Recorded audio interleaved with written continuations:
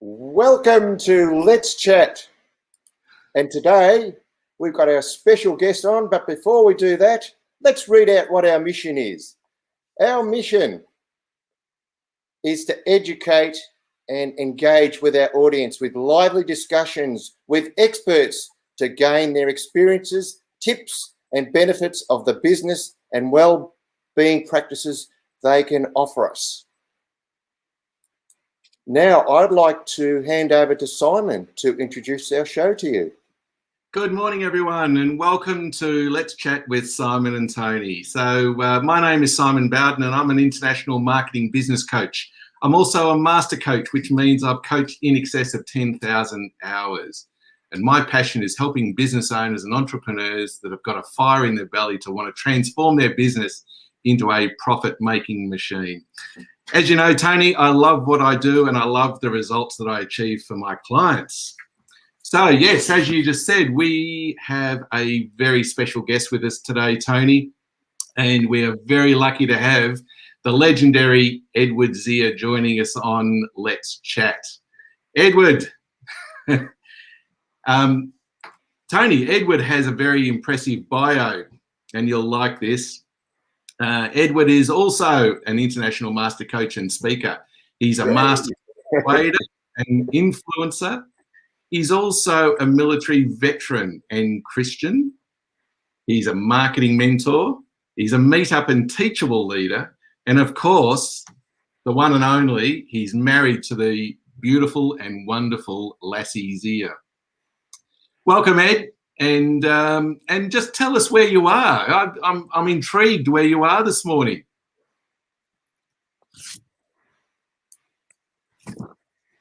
Oops. Can you hear me all right? Can you wonderful people hear me? Technical problems.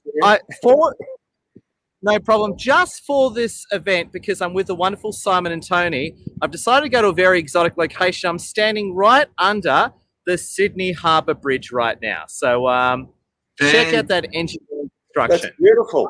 Better than here at the moment. We've got the storm looming. Now, I will apologise. There might be the odd train or helicopter, but you should be able to hear me most of the time. So right now we've got a helicopter and a train, but it should be okay. That's all good. Sounds good, Ed. Well, look, we'll get stuck into the questions because we've got some fantastic things that we want to ask you today, Ed. And I suppose from the bio, I'm very intrigued to find out your background and perhaps why you wound up homeless. Tell us a bit about that. Yeah, so look, I come from a military government policing background, and in very short summary, there were two things that led to me becoming a homeless veteran, two high-level reasons.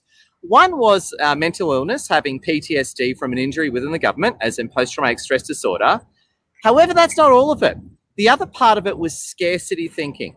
So it was my own combination of scarcity thinking and PTSD that created not only the set of circumstances, but my poor decisions that led to me becoming a homeless veteran. And yeah, it's funny. Every day I always think about it, and especially in light of this interview, is I like to think of what put me in that position to A, prevent other people from doing it, but B, help other people, win before they wind up in the position that I did. Yeah. Ed, are you able to share if there was one particular trigger that led you to despair? Can you think of what the trigger was? That led me to despair. I think one of the real triggers to despair was.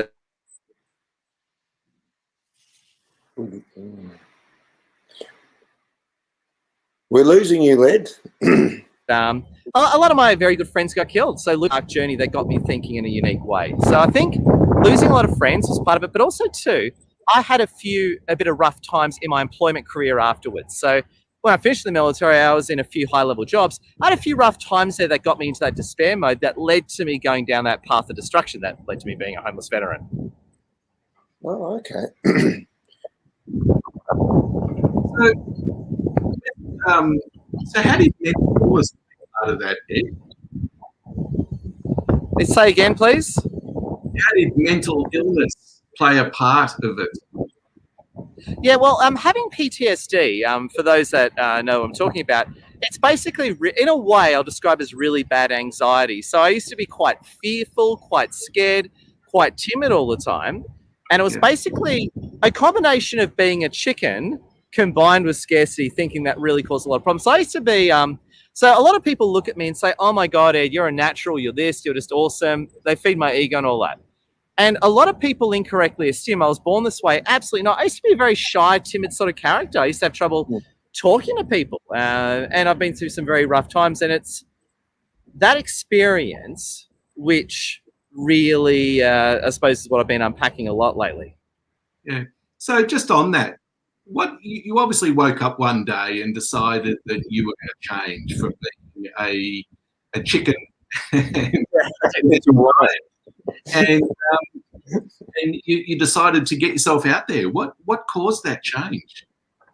Well, it ironically started well before when I was preparing. When I knew I was up for some homeless rough times, and that's another conversation another time. Preparing to be homeless is a very interesting psychological twist you go through.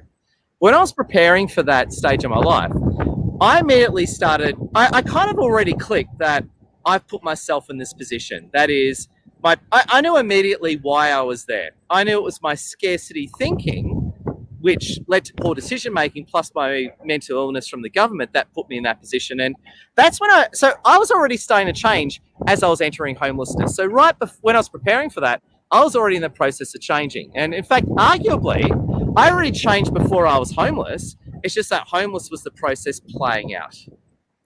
Wow. And being homeless, what sort of other challenges did you have?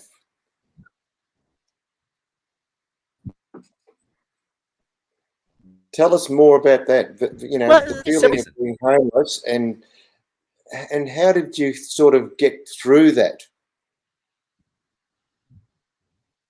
Yeah. So a lot of the feelings, a lot of the dark feelings I encountered was preparing ready for that stage of my life. It was very, very difficult for me. And I suppose a lot of the feelings I was feeling was a lot of fear at the time. I was very scared about what I was facing. But the interesting thing is that it actually wasn't as bad as it sounds, because I just simply took one day at a time and worked through it that way. Yeah. Interesting. So, what did you do to get out of that? Like, explain some of the things that you actually did, or you took yourself through to get out of that mindset. Yeah, well, I think some of the things that I did at the time was that, firstly, and I'm going to sound very, very, I'm going to go all religious and spiritual on you winners, right? So quick caveat, I'm a Christian, I love Jesus, but I respect all religions and creeds. So just a disclaimer there. I will go on about Jesus and how much I love Jesus, but respect all religions, you're all awesome. So there's my disclaimer so I don't get into trouble. But look, I did a lot of bad things to some good people earlier in my life. And when I went through that, and when I became homeless myself, I actually wasn't angry about being homeless. I actually saw it as pretty much I deserved it. So I had a very much I deserve the position I'm in type of perspective. So I wasn't angry about being homeless. I wasn't even upset. I saw it as something that ironically needed to happen. Yeah. And I used this. And what I decided though when I was homeless, and probably a few months into it, was what I'm going to do with my life. Now, the good thing for me, being homeless isn't as bad as it sounds, because I had a car, right? So I could sleep in my car, right? And I went to the best place to be homeless. I went to one of Sydney's northern beaches called DY. Beautiful beach in Sydney's northern beaches. If you're going to be homeless, may I recommend DY? It's beaches, nice people, and that sort of thing. Beautiful. And would you say that part of that process was like a purification, that you needed to let go all the stuff? Almost, partly, but more of a redemption. So I saw it as a very redemptive process. So it's like, it's sort of like, look, I've done some bad things to some people who didn't deserve those bad things. I've done bad things to bad people, which I don't care about, but it's more the bad things to good people I've got a problem with. Yeah. It's interesting when you work for the government, you get put in a lot of grey situations that are difficult to win. And so for me, in that whole process, I saw it as, in a way, redemption. Not so much, I won't use the word punishment, because it wasn't like, Jesus hates me, here I am. It was more of a chance of redemption, thinking things through and starting again. And at the end of the day, and that's a point I was making, I wasn't angry about being homeless, and I wasn't blaming the. Whilst I could logically blame the government, I wasn't blaming the government for what happened to me. I was blaming myself at the time. Yes. And so it was like a self-forgiveness of phase for you. Would that be true? Yeah, exactly. And the other thing is as well, and I'm very lucky to have this trait, I've always been a charming sort of character. So I've always had, I've always been quite nice and pleasant. And so word got around town that I was a homeless veteran, and everyone loves you. So the moment people find out you're a homeless veteran and you're not insane, everyone just absolutely loves you. So I was actually quite popular as a homeless guy. So it was crazy. Oh, maybe what sort of length of time was it that you were homeless, Ed? About 10, 11 months, roughly, give or take, about 10 months. Yeah. I had a few side plots where I lived in a few different places as part of that journey, but it was a very it's a very strange. I call it I've been baptized twice. I've been once baptized by water, and that was my baptism by fire, right? So, and so, do you find even now that you need to sort of need that space? Because I know that you live a very hectic sort of life, and you're on lots of videos and things like that. Do you need to have Ed time to sort of get yourself back grounded? How do you cope with that? Yeah, well, I kind of get a lot of Ed time anyway. I suppose, and Simon will like what I'm about to say. In the business and life that we have, our business is very automated and it has lots of leverage. So, for example, my life used to suck totally, but now my life's really awesome because, big influencer, got a huge following, musing teachable. I've got, all the residual income and all that. So I actually do got a lot of Ed time now. So that's not a problem for me anymore. I get a lot of Ed time. So, for example, it takes me about an hour and a bit to get to the city, and 40 minutes of that is a train ride. I just sit there and have Ed time. It's awesome. Yeah, that's fantastic. And it's pleasing to see that you're actually doing something that you really enjoy now, Ed. Tell us a little bit more about your coaching, how you enjoy that. Oh, say again, please. Perhaps what you can just tell us a little bit about the rewards of being a master coach. What do you get out of it?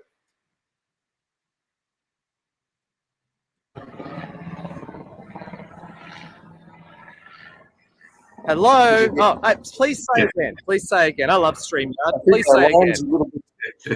I just virtually, as a master coach, what do you personally get out of that?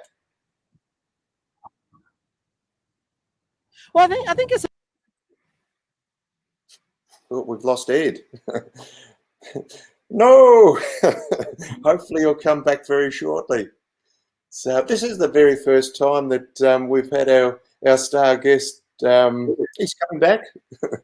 He's coming back. So it was only just a minute. We got you back, Ed. You thought you could escape, but we're not going to let you escape.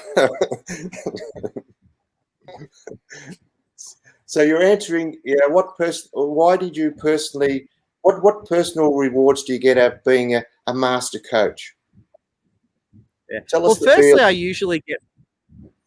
usually get really good internet signal, but obviously not today. Secondly, my apologies to everyone. I'm not sure who knows what it is. But secondly, though, basically it's the opportunity to really help people and transform people's lives, be it on an emotional level or more of a business level. And I stick to more the influencer side of things to make that happen. Yes. Yeah. And I love that, Ed. As you know, my background is a very similar background, and I love helping people as well. So we've got that in common, Ed. But so getting back to what you're doing today and helping people, and you're on Teachable, and you've got an amazing following, which is just incredible. How do you win? How do you win fast? win fast. It's interesting. I've been thinking that a lot lately. So as we know, as per our conversations off camera, I've been thinking, how do you win as quickly as possible? Because if you look at me, I dragged my feet for years, and all of a sudden I took off, right?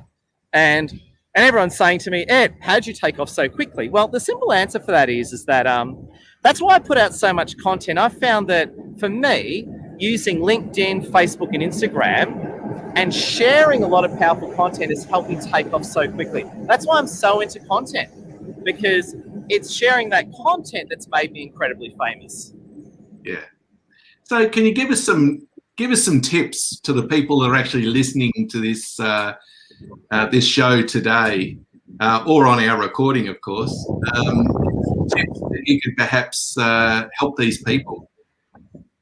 Well, tip number one is when you're doing content, try to go to weird, exotic locations. So I deliberately picked under the Sydney Harbour. I could have sat in my office, but no, I deliberately picked under the Sydney Harbour Bridge because all these fantastic visuals and that you can't get this everywhere else. So I think one thing is you got to create content that's as interesting and as entertaining as possible. That's point one. Point one. So exactly. Again, I can do this at my home, but I choose to do it here because it's more interesting. At the end of the day, if I'm wandering around under the Sydney Harbour Bridge doing cool stuff, it's way more interesting than anything. Second point is you got to share valuable ideas that help people. So you just can't say dumb stuff. You got to share intelligent ideas of substance, right?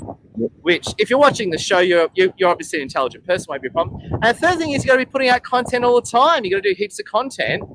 And then on a lesser but important note, then you do things like run webinars and Zooms. Running like webinars and Zooms, that's leverage, and that helps you take off super fast. Yeah. Another question for you, Ed. Becoming a master coach, what's the mindset of becoming a master coach as opposed to just being an ordinary coach? And what's the actual feeling and vibration that you need to ooze out? Perhaps you could sort of tell the audience about that. One more time, awesome, Tony. StreamYard broke up then. One more time, awesome, Tony. All right, then. I'm just sort of getting, as a master coach, what's the mindset and personal vibration you need to sort of beam out to get success? Is there any tips that you can give us for that? Now, sorry, Tony, repeat the last bit. That broke up again. I'm blaming Australia. One more time, Tony. I'm so sorry. I love your sexy voice, but say it one more time, last bit. One more time. Here we go, right? Now I've got you, Tony. Shoot. Now, as a master coach, we've lost him. No. This is good. Oh, well. I think he's coming back. He's coming back. Simon, maybe you can answer that question. As a master coach, what's the mindset and feelings that you try and project out? Well, I suppose the first thing is a master coach is, as I said originally, is a coach that's done in excess of 10,000 hours. And for me, it's been over 25 years. Oh, here he is. We've got him back. Yep. So, all right. I don't know. We're back over there again, right? Yeah, stop stepping into those blind spots. I don't know. StreamYard hates me today. StreamYard and Telstra have declared war on me. So I'm sorry, everyone. I'm here now. Right. Dear Lord, dear StreamYard, look after us. Yeah, everything is blessed now. We should be fine, right? I asked Simon the same question. Tell us the tips about being a master coach. What's your mindset and what's your feelings to stay a master coach? What do you need to do to get there? Well, firstly, to become a master coach, be it you're an influencer coach like me, a high-end business coach like Simon, whatever you're trying to do, right? Fitness, whatever. Usually takes 7 years, give or take, to reach. If you're doing full time, usually takes about 7 years, give or take, to reach a number of hours before you can actually claim you're a master coach. So firstly, you got to do the base hours, but secondly, it's just keeping at it. And my view is, if you're constantly putting out content and staying relevant, you're not going to lose those skills. They absolutely stay with you. So getting it does take a while, But once you've got it, you got to keep at it. And that's a big thing. And for me, it just happens automatically because, I talk to at least 20 clients a day. So it's quite normal. So, always doing it. Yeah. And this is going to be a very personal question, and you don't have to answer it if you don't want to. In terms of spirituality, how important is your spiritual connection with you and your business? It's absolutely critical. And I'm not the only person to say it. Even Elon Musk talks about this concept. It's very important to have a sense of spirituality to your business. Extremely important, because at the end of the day, no one likes, it's like the whole Simon Sinek why and passion thing. No one likes buying off a soulless company. They want to buy off a company with purpose and vision. That's what they're trying to do. Yes. Yeah. No, absolutely.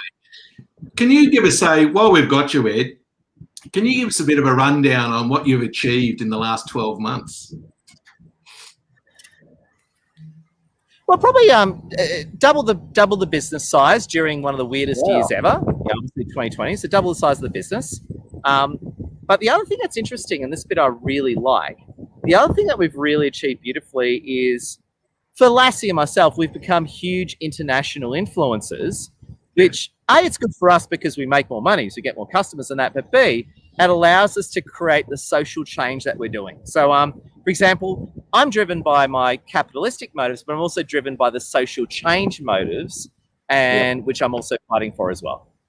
Yeah. Beautiful. So what's some of the things that you're doing? I know that you have a weekly webinar, and you have a weekly international Zoom. What other things are you doing? Yeah, so run the weekly webinar, weekly Zoom, daily content. Also as well, run quite a few face-to-face events as well. So running face-to-face events across the country. And thank you, Simon and Tony, for helping with that. So a lot of face-to-face events. Also as well, I also meet a lot of, I'm also quite active in politics. I'm a member of the Australian Liberal Party.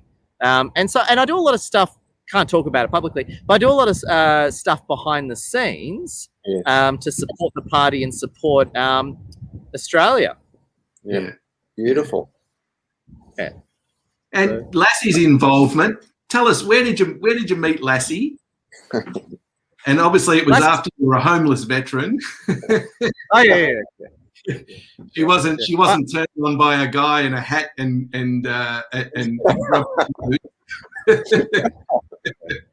If only I was as cool as John Rambo, which I'm not. But no. So when I started, before I took off on LinkedIn, I actually became quite successful on a local city level, much like yourself, actually, Simon, just through running networking events, right? Much like yourself. And I used to run quite a few business networking breakfasts through 4 Networking, which I really love. And Lassie came as just one of the attendees, and she was actually interested in hiring me. Yeah, she was actually interested in hiring me, and then she got. I suppose she hired me for the ultimate job. So there you go. There you go. I suppose I could say something similar. I mean, Naomi hired me as well. Same with we all get hired. Yeah, so it's the ultimate. If a woman chooses you to be their partner and raise their children and spend their life with, that's the ultimate package, isn't it? That's the ultra platinum VIP. Yeah. That's right. So tell me, Ed, I've got a question for you by saying, what would you say to your older self? Yeah, probably don't be such a pussy, right?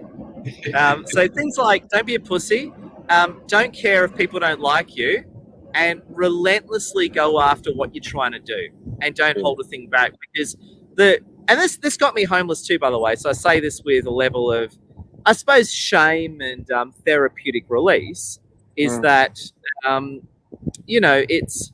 I always used to hold back. I always used to keep my head down. It was those dark traits that contributed to my destruction. So I would absolutely say to myself, go for it and go hard. And anyone watching too, absolutely go for it. You're not going to win by taking half measures. And I'll use a very quick example. I've got this new client starting with us, and you know how you get a new client and they're a bit 50-50. They're not quite there yet due to their own issues. You know what I'm talking about, Tony and Simon, right? Yes, totally get it. Yeah.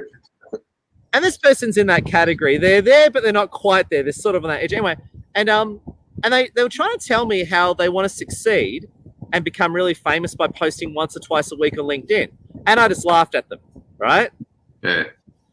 I just laughed at you and I said, regardless, it's not going to happen. I post 10 times a day. You know, you're not going to, how are you going to post once a week to compete with someone like me who posts 10 times a day? And that brings me to the core point, right? The key point I'm trying to make is that you're not going to win by taking half measures. Yeah. That's right.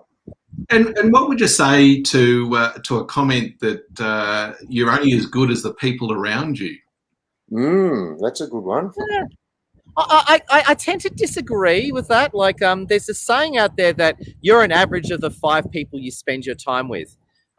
Maybe, but I don't completely agree with the statement because that statement takes away personal agency. Yeah. The statement implies that you're just a soulless machine, and it just implies you're completely a product of your environment, and there's no choice. Yeah. Oh, we've lost you again. You'll come back. Hello, you said. Decision. Ed, you're too close to the fridge. Hello, everyone. Ed, we've lost you. Another question for you, Ed. Here we are. We've had a great morning anyway. That's right. There's the money shot. See the bridge. There we go. Yeah, there we go. Ed, a question for you is, how much do you listen to your intuition? Oh, all the time. I rely on it. Yeah. And does that sort of guide you the way forward? Have you got really good guidance from your intuition? Yeah, absolutely. And because my intuition's I'll say that I've got very well calibrated intuition. I've got the data, I've got the information, I've got the right connections, and I pray a lot too. So I make sure that my decisions are spiritually in tune as well with what I'm trying to do. Yes. And would you recommend that would be something for other business owners to get into this, like increase their spirituality? Absolutely. And I want to use an interesting example. And this is actually the point of the film. Have you guys seen the wonderful film Scarface with Al Pacino and Michelle Pfeiffer and Robert Loggia? You know the film Scarface, right? Yeah, absolutely. Yep, go on. We've lost you again. Hello. Scarface is a spiritual. We've lost him again. Oh, come on. I always make a good point. Yeah. Come on, StreamYard. StreamYard has always hated me, so we'll try again. So, have you guys seen the wonderful film Scarface? Yeah, I love it. Yes. I've watched the making of Scarface. The point of Scarface is basically, the role, Tony Montana, Al Pacino. The whole point of the film is there's no spirituality. It's all just driven by capitalism and success. And they all end up dead, basically. Yes, absolutely. So you made a good point. If you're in a spirituality, you probably wouldn't be a Cuban drug dealer. Yes, that's right. That sort of all comes to purpose and values that you hold dearly to your soul, right? And helping people go forward. Would you say that would be a large part of your life? Oh, absolutely. Because when I rebooted my life, I very clearly said, I don't want to go back to status quo. I don't want to just be an employee, helping some soulless company for a paycheck. I want to make a real change in the world. So that's why I went in such a different direction. Yeah. Beautiful. Fantastic. I'm just looking at our clock. We're getting close to the top of the hour. Ed, is there any one statement that you'd like the audience to listen to that would sum up what you've been talking today? Oh, yeah. Stay consistent and go hard. Yeah. Great point. And my biggest takeaway is your personality. I love how you have connected with your intuition, because I think that's so important. I think that's the thing that's really been the important factor that's got you from A to B. Would you agree with that?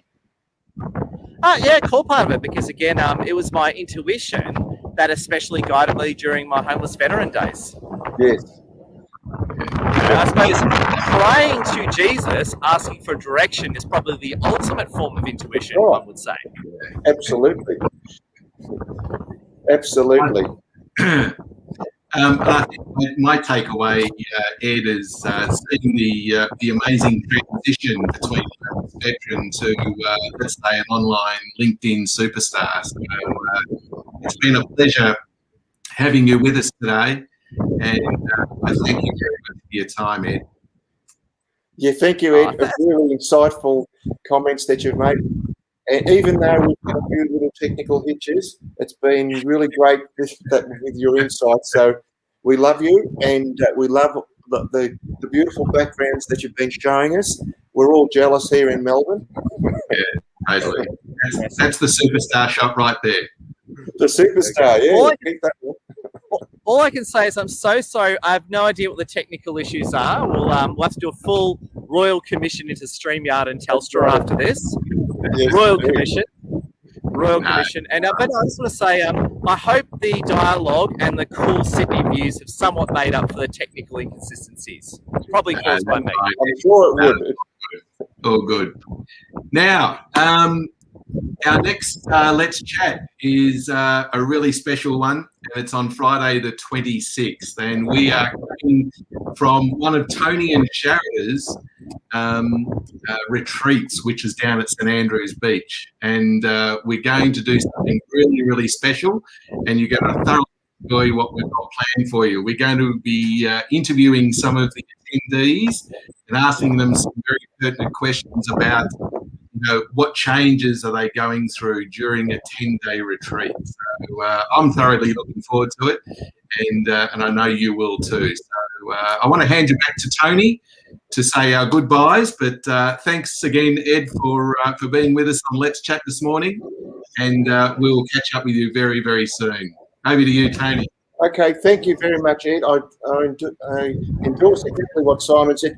Ed, you've been a terrific person for us. We loved having you on, and at some stage we'd love you to come back and hopefully be able to have a little bit more fluent conversations without all the technical hitches. But it was terrific hearing from you, and I'm sure you've got plenty of other stories to tell us. On that note, I bid everyone goodbye, and take care and look after yourself, and look after your own well-being. Awesome. Goodbye. Bye.